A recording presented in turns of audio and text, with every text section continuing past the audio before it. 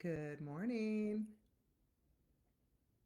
Good morning, everybody. My Facebook and Instagram group.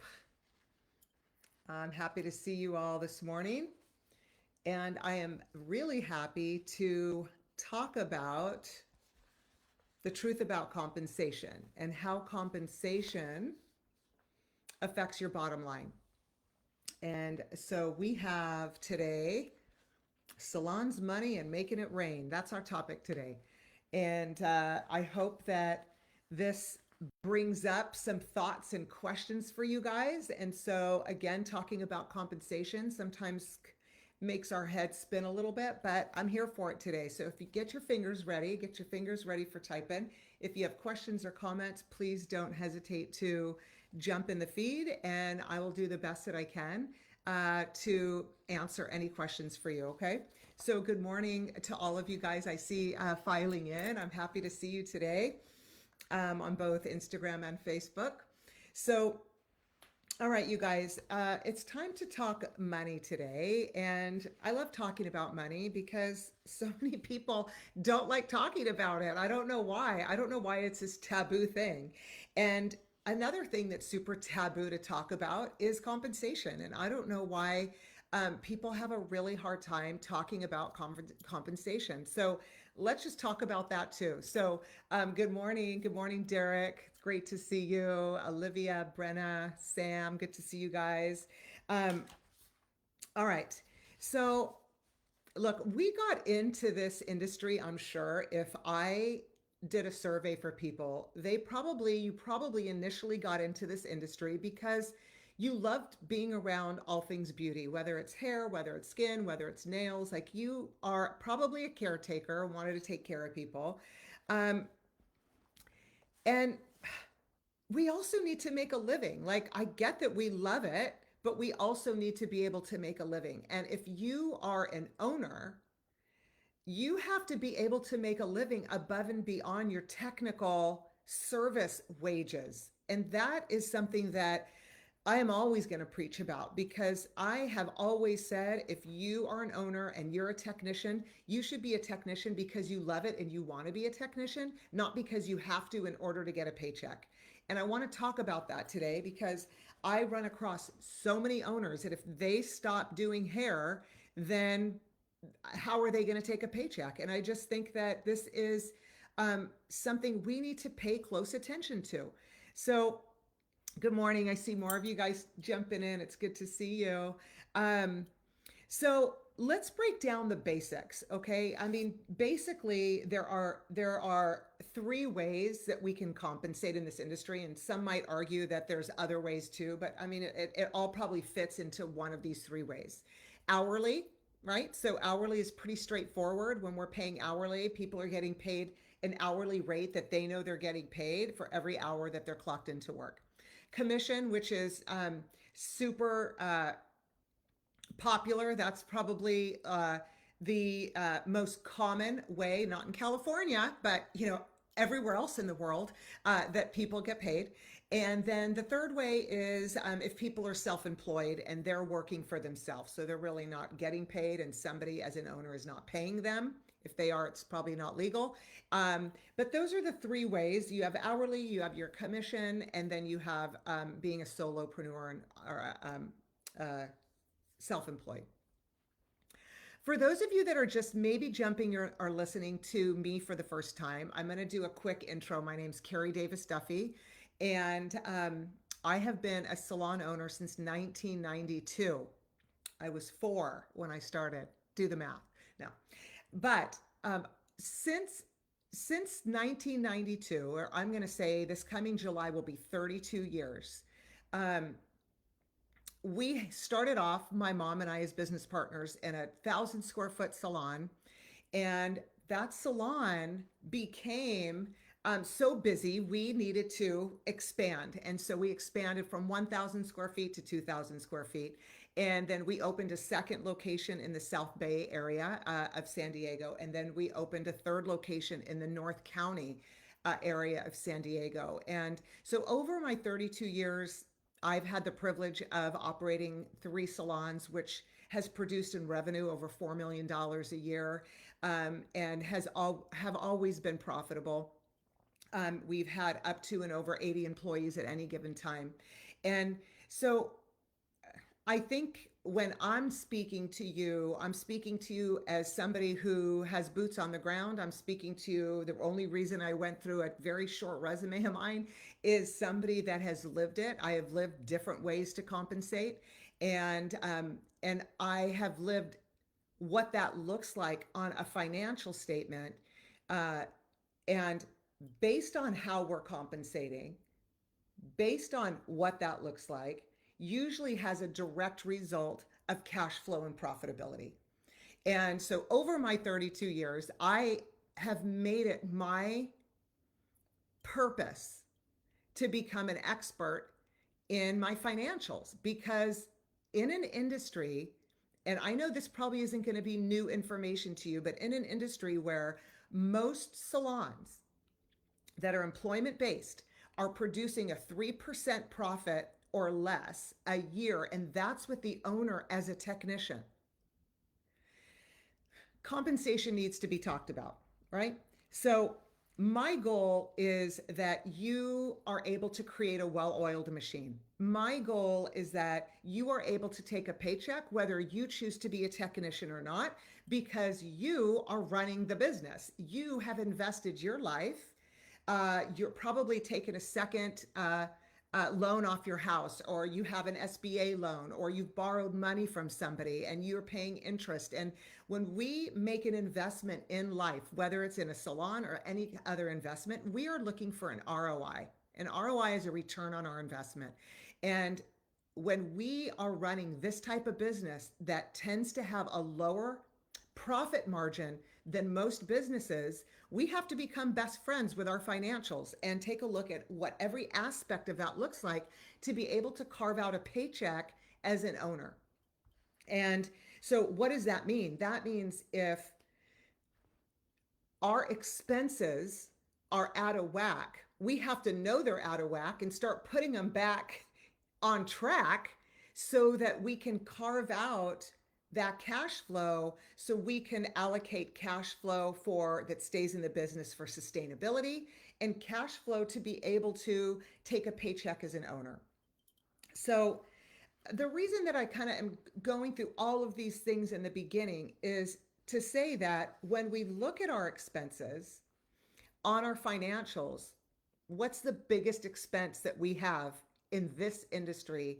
And I'm right now referring to employment-based businesses. That's my wheelhouse. My wheelhouse isn't rental salons, isn't suite owners. My wheelhouse is employment-based businesses. So as an employment-based business, if you're watching this and you think, well, what's my biggest expense on my financials, on my profit and loss? What is that going to be? Get your fingers ready. I told you, you guys need to get moving today. So what's that biggest expense going to be? I'm going to wait and see what you pop in there. You better get moving. Come on now. People don't like downtime, on these lives. So I better see something pop up. Okay. Yes. Thank you, Brenna. Payroll is our biggest expense, you guys. So listen, we pay out as owners of employment-based businesses. All right, everyone's jumping in now. Payroll. Yes, we're all on board with the same thing. We're going in the same direction. All right, we pay out for our payroll, and this is if we're on budget. If we're in budget, on track, over 50 to 55% of every service dollar that comes in. And that's our payroll, and that's taxes and all the good things that come with that, right? It could be up to 60% of every service dollar that comes in. That's the biggest expense that you have. And I will tell you, coaching people for so many years, the most common expense that's over budget is what? Get your fingers busy and see if you come up with the same answer. Yes, it's payroll. If you are over budget on the biggest expense that you have, I will almost guarantee you, if you took out the revenue of you doing hair as the owner and you took that out, those sales out, And I guarantee if you're over budget in that department, you're probably not that profitable for you to be able to take a paycheck. Because let's look at that. Okay, let me just get to my notes and let's look at that. Um, so let's just say that your company brought in $100,000 a month. Now that might be a lot for some people, that might be a little for some people, but I'm doing round numbers here, okay? Let's say that you bring in approximately $100,000 a month, and the benchmark where you should be for your payroll should not exceed 45% of the service dollars being brought in. That doesn't include taxes, that doesn't include benefits. That is just of the service dollars coming in. You should not be paying out more than 45% of those service dollars. Okay. So if you're a company that brings in, we'll use $100,000 a month as an example, then you should not be paying out for services only, not taxes, more than $45,000. Okay. So let's just say that you are a little bit over budget. You're 5% over budget. I mean, what's 5%? Well, what does 5% mean? That means if you bring in $100,000, $50,000 of that 100 is going out to payroll, not taxes, not all the other expenses associated with payroll. Okay. And so then you are $5,000 over budget, right? Every single month. So instead of paying out $45,000 on the 100, you're paying $50,000 on the 100. That's $5,000 a month over budget. $5,000 a month over 12 months is $60,000 a year. I don't know about you, but as an owner, if I'm not getting a paycheck, that sounds like a paycheck to me. But so many times we're not focused on the thing that matters. We're focused on making sure that our cotton rounds are at a certain price, or that we're getting our paper at a lower price, which is all great. I'm not saying to not focus on that. But when you have an expense that takes up 50 to 60% of every service dollar that you're bringing in, if I'm you, I'm looking at that as what can I do in order to reduce that giant expense to be able to carve out this thing called cash flow. And with cash flow, that means profit also. Profit is not a dirty word. Profit is something that every company across the world has to make in order to be sustainable. For some reason, we're nervous to talk about being profitable. We have to be profitable. In fact, we need to be 10% or better profitable in order to be sustainable and be able to take a paycheck. That's not easy in this industry. Can it be done? 100%. I've been doing it for 30 years. But so many people aren't doing it. And let's just talk about why. Okay? I also want to bring up this thought, and this is super important. This is super important. Let's say that you go back and you assess where you are on your profit and loss, and your payroll is higher than the 45% goal, benchmark, KPI, budget, whatever you want to call it. I am in no way, shape, or form telling you to go back and change that. I am recommending that you do not go back to your salon and make these giant changes that are going to upset the apple cart. There is a process into which we make changes in our companies that are slow and steady and thought out. They are not emotion-based decisions. And so, but let's talk about why most owners are paying too much. And I have 3 reasons. And what I want you to do is get your fingers ready, because I want you guys, this is participatory, okay? So I want you to type in if any of these reasons resonate with you, okay? So reason number 1 that owners would pay too much. They don't know any better, and that's how they got paid in their last job.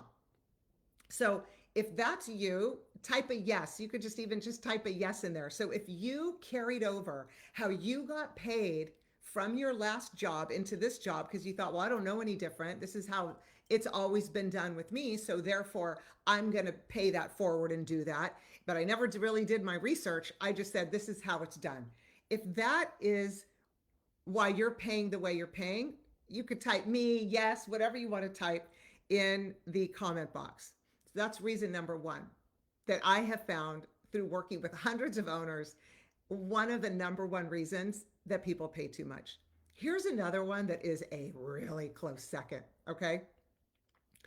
Emotionally giving money, hopefully in exchange for being liked or that the team will do more work, okay?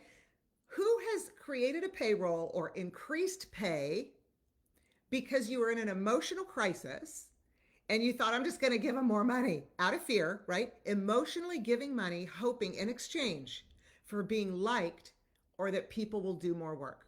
Who's ever done that? Type me if it's you, okay? Yes, okay?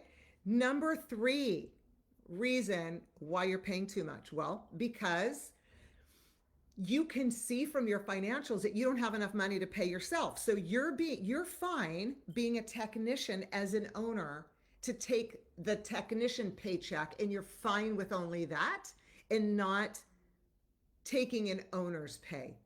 Those are the only 3 reasons I could possibly imagine that we would be paying too much, is that we don't know any better, that we're emotionally making decisions to increase compensation, or you just don't really care, you don't need it, and you're like, you know what, I'm going to cut hair or color hair or do nails or do skin for the rest of my life, and it's fine with me. So let's see. So I see a few people saying, yes, me. Derek, I used to do that before I met you. Hell yeah, Derek.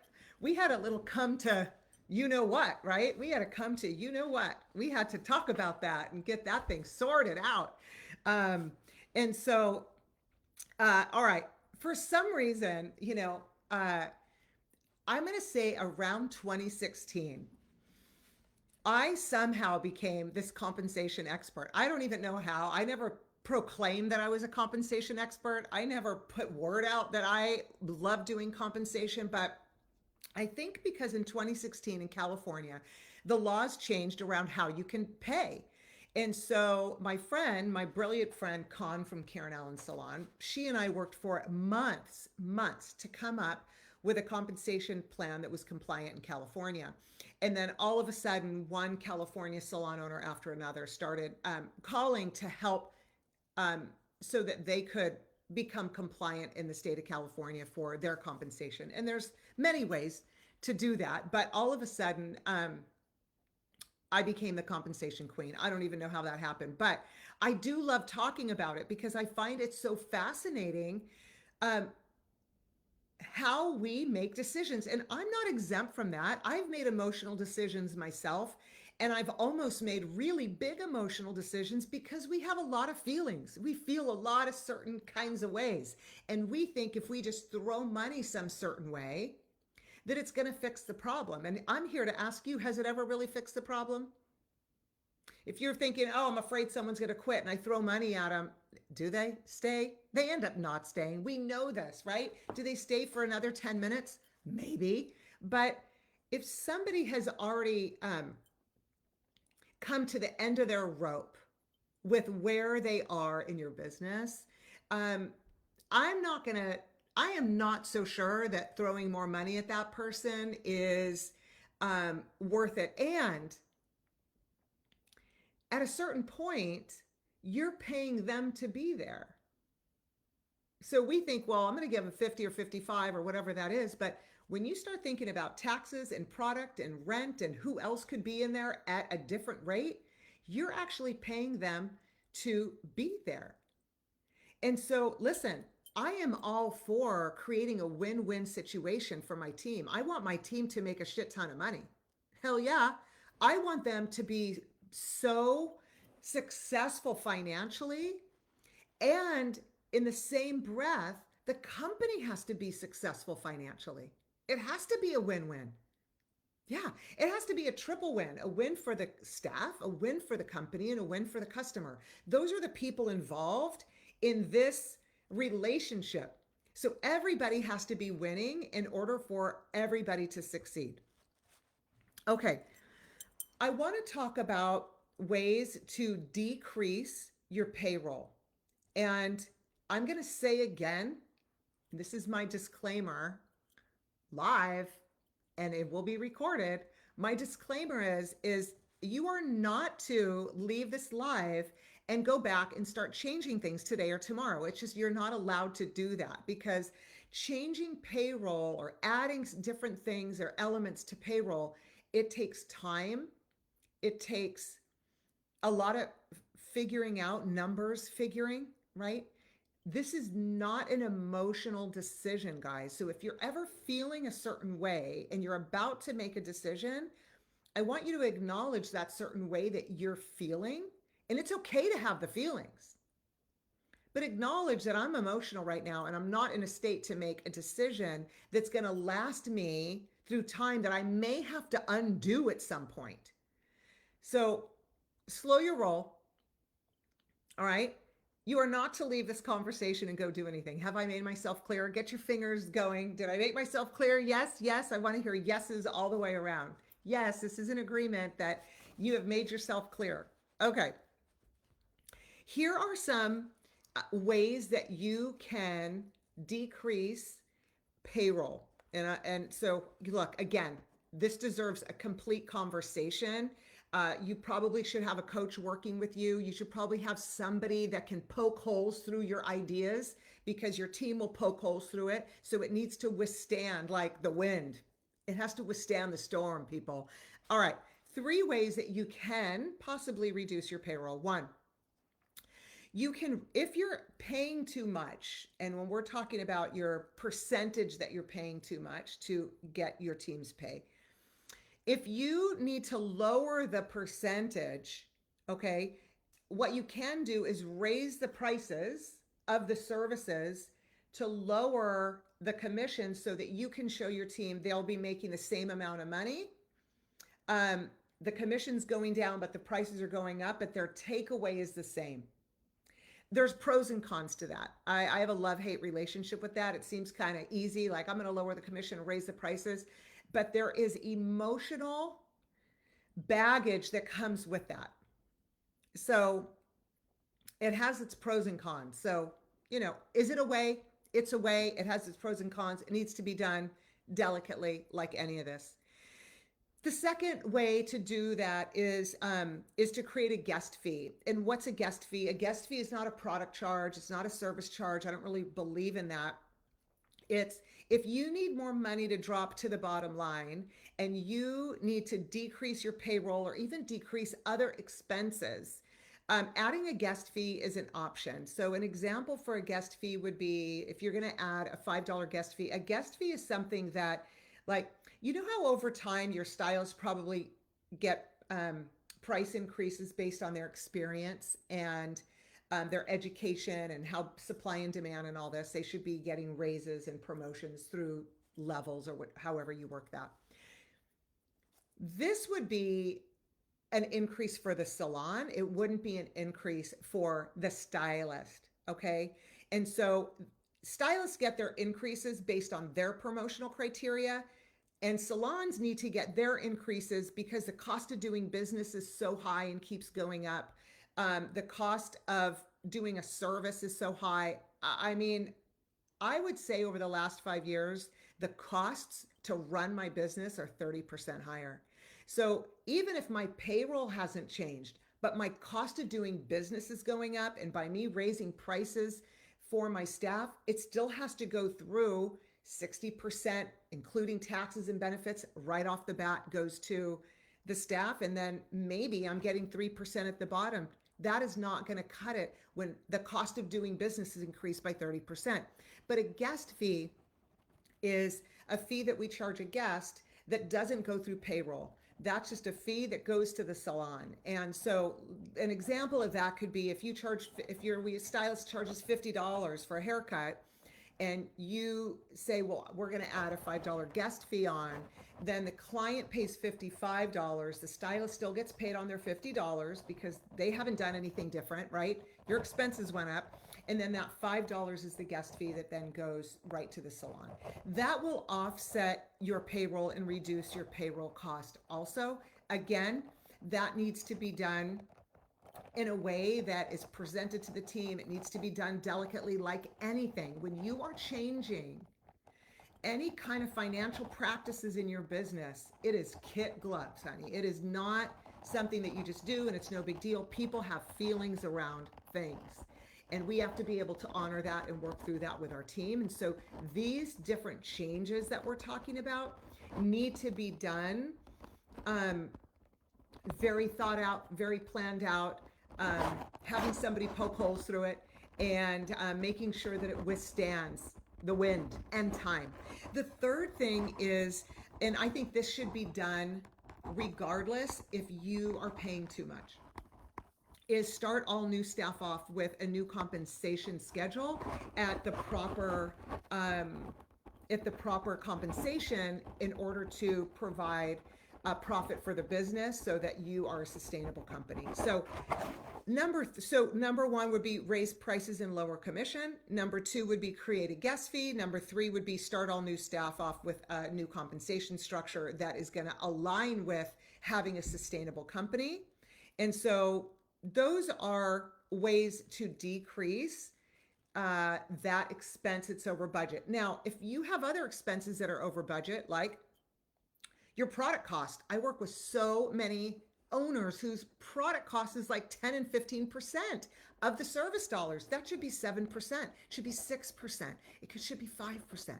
So if you have another something that's over budget, you're going to work through and say, okay, this is over budget by this much. This is how much, if I could get it on track, it would yield me a month. And then let me go about this in a very structured way to be able to lower this expense. You're going to have to do your due diligence, like whatever expense it is. Today, we just happen to be talking about payroll, right? So I gave you ways that you can decrease payroll. Now I'm going to give you must not do. There are things that are must not do's, and then I'm going to give you must do's. All right. Must not do. Increase pay because someone does a job for you. Let me give you an example. And I see this through and through. So some of you that are on here might be like, is she talking about me? I'm talking about everybody that I work with because this is so common. So let's say you have a stylist and you're paying that stylist to, I don't know, to do what? To be an educator. Let's say you have a stylist that is a stylist, you're paying them what you're paying them, and then they're going to be an educator. If they're an educator, you don't change their hairstylist compensation. They're still the same hairstylist. They didn't do anything to change the status of whatever you're paying them as a hairstylist. Pay them for the job or social media. Brenna said, or social media. Yeah, okay, social media is a good one too. You don't change their commission structure or their hourly because they're doing something extra. No, it's a separate job. So if you're paying someone for an educator, for social media, for any other job that they're doing, it needs to be a separate line item with a separate agreement. If it's an educator compensation plan that they're signing off on, if it's a social media expectations and compensation plan that they're signing off on, that is a separate and specific job. So that would be, this is what I'm going to be paying you every 2 weeks. Here is the expectations and the wage. Sign here. Great. On their paycheck, they'll have their stylist wages. They'll have their social media compensation or their educator wages. Why do I say that? I say that because the minute they're not doing the job for you, and I say this from 32 years of experience, I have had people that have come in and out of being managers, and they're still with me today. I've had people that have been stylists that have come in to become an educator and then decided I want to work on just continuing to build my book and I don't want to be an educator anymore. It's okay. But if I pay them a higher commission, then I'm going to go and have this conversation. Their commission's going to be lowered. As opposed to saying, okay, well, that social media line item on your paycheck, as you know, is going to go away because you're choosing to not do this job, or we are dissolving this job. You might think it's the same thing to just lower a commission, but I'm telling you, it is a morale effort. And your staff will not think that that's okay, even though you committed to 5% more, 3% more, 2% more because they're doing some certain job. I'm telling you, not the way to go from experience. So, any job that your team has to do for you, have a separate line item, have an expectations list, like it's called a job description, people, and sign off on the dotted line. What is the job description? What is the compensation? So, a must not do is increase pay because someone does a job for you. Number two, increase pay because you're in an emotional crisis. We talked about this, okay? Go to your therapist, call a friend, call your business coach if you have one. And yes, I've been called before because people have been in an emotional crisis. People don't work harder because they get paid more necessarily. And a huge example of this is retail. If some people that I have seen their retail compensation, they pay so much for retail bonuses, and their retail is still $5 per client ticket through the whole company. Just because you pay more doesn't mean people are going to sell more. People sell more retail because they're invested in having great consultations with their team, with their clients. They're invested in helping their clients to create the same look, and they're invested in closing out that sale and making sure that the client has what they need when they go home. The bonus is a bonus. It's called a bonus. Like, wow, I got a bonus for doing my job. Not, I'm going to pay you more hoping that you're going to sell more. It never works. So number two is a do not do. Increase what you pay because you're in an emotional crisis. People don't work harder because they get paid more. Three, people work hard because they get paid fairly for the work that they're doing. FYI. Three, do not pay people differently than the structure you have provided everyone. So if you have a structure that people get hired on, don't go behind the structure's back and make a side deal with somebody. People talk. People are always going to talk. People are always going to know what's what. That creates resentment. Don't do that. Okay, some must-dos. I'm going to close on the must-dos because I know my time is coming to an end. Can you tell I'm passionate about this topic? Must-do. Have a structure where people can grow to the next level. People have to be able to start somewhere and grow to the next level, a clear and concise path where they know if they do A, they get B. People need to know how to move from one level to the next so their goals are identifiable and they can say, well, I'm here and I need to get here. And once I get here, this is what I get. That's how people are going to work hard. Okay? So have a structure where people can grow to the next level. That's number one. Number two, have a system in place where everyone understands the compensation program. Zero confusion. And if there is confusion, everybody would probably be confused about the same thing. So then you can get everybody together and clarify it. So your compensation program should be, it is what it is. People could talk about it, but they're all talking about the same thing. They're not talking about what this one's getting, that one's getting, that one's getting. No, it's called consistency. So that breeds respect to an owner because everybody, there's not favoritism there. Number three, must do. Have growth opportunities for your team in general, whether it's education director, social media, cultural ambassador, whether somebody is an art director and they're going to take on the photo shoots, whether someone's in charge of a recruitment program. Have opportunities for people to grow. Can you compensate them for that? Yes, on a separate line item, but have opportunities for people to grow so people are excited to grow from one level to the next and succeed in your business. So, I could go on and do a whole weekend on compensation and finances, but this is my 30-minute spiel. And if you are an owner and you are not able to take a paycheck unless you're doing technical work, it doesn't have to be that way. I'm here to tell you it doesn't have to be that way. You can actually do the job of being an owner and get paid for the job of being an owner. That is possible. I'm here to tell you that right now. So I hope that some of this has resonated with you. I hope that it feels like maybe doable, but the disclaimer is to not go back and change things in your salon until you are not emotional, and that you are working really with somebody to make sure you're going through the steps so that it's a successful launch and you can create success where you're winning, your team is winning, the clients are winning, and people are excited about it. You want people to walk away from any change that you make excited about what's in it for them. Okay?